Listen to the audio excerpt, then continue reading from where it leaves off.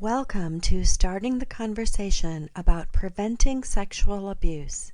As part of the Childhelp series called Helping Kids Speak Up and Be Safe, this video offers tips for starting the conversation with kids and teens about staying safe. The Childhelp Speak Up, Be Safe school-based program teaches kids from pre-K through 12th grade how to resist and stop child abuse, be it physical, emotional, sexual, neglect, bullying, or online abuse. As an adjunct to the classroom program, this video series provides tips for the safe adults in children's lives to help kids speak up and be safe. Here is child abuse survivor and prevention advocate Jenna Quinn with tips for parents to help kids prevent and speak up about sexual abuse.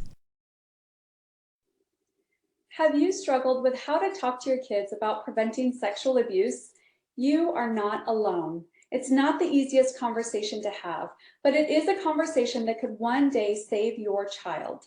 The CDC estimates that approximately 1 in 6 boys and 1 in 4 girls are sexually abused before the age of 18. What's even scarier is that the U.S. Department of Justice has shown that over 90% of the time a child is sexually abused by someone they know and trust. As a survivor and a mom, I can tell you that education is the foundation of prevention. In the same way we teach kids to grab a hand before crossing the street or to avoid a hot stove, we should also teach them safety strategies so they don't become targets for victimization. Let's go over some brief tips to help you start that conversation. Start talking to your kids early and use the correct names for body parts. As soon as they learn basic safety rules, they should also learn the correct names for body parts. If you're not comfortable using anatomical names, at least make sure you both have the same language for body parts. For example, use private area, genitals, or bathing suit area. Feeling comfortable using these words and knowing what they mean can help a child identify clearly if something happens. Teach your child that some body parts are private. Tell your child that their private parts are just that, private, because they are not for anyone to see. No one should see or take pictures of their private area. Predators often turn the gradual showing off of body parts into a game as some form of grooming. Teach your child body boundaries. Teach them the Childhelp Speak Up, Be Safe safety rule, it's my body, and that no one should ever touch their private parts or ask them to touch someone else's private parts. Their body is theirs and no one has the right to touch them in their private area. Don't force hugs or kisses, as this nullifies the message of body autonomy. Teach your child that body secrets are not okay.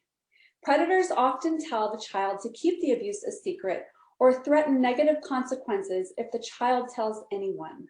For example, they may tell the child they will be in big trouble if they tell.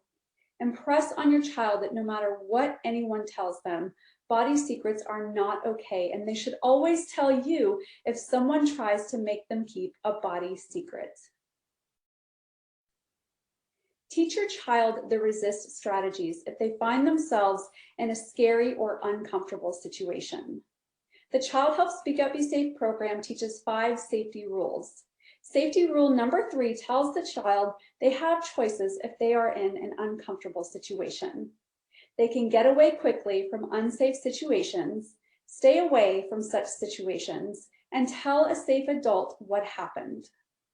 It's a good idea to have a code word or a symbol they can draw to help them feel comfortable telling you if they feel unsafe. Tell your child they will never be in trouble if they tell you or another trusted adult about the abuse, even if it's by someone they know.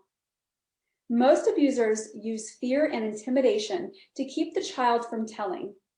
If it's someone the family knows, they may threaten the child with getting into trouble and having terrible impact on the entire family.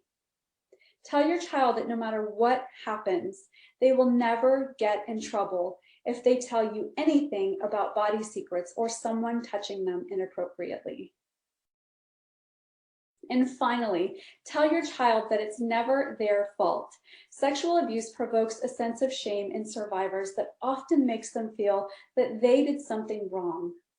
Many survivors feel the abuse is their fault. They often need to be told multiple times that they are not to blame. Keeping children and youth safe is always an adult's responsibility, and children are not responsible for making safety decisions on their own. Keep in mind that one discussion is not enough. Find opportunities to reiterate these messages, like at your child's bath time or whenever someone crosses a personal boundary. Abuse is preventable if you arm yourself with the facts and give your kids the knowledge and skills they need to identify unsafe situations. Be sure to check out the rest of the Childhelp series Helping Kids Speak Up and Be Safe, and additional resources at childhelp.org.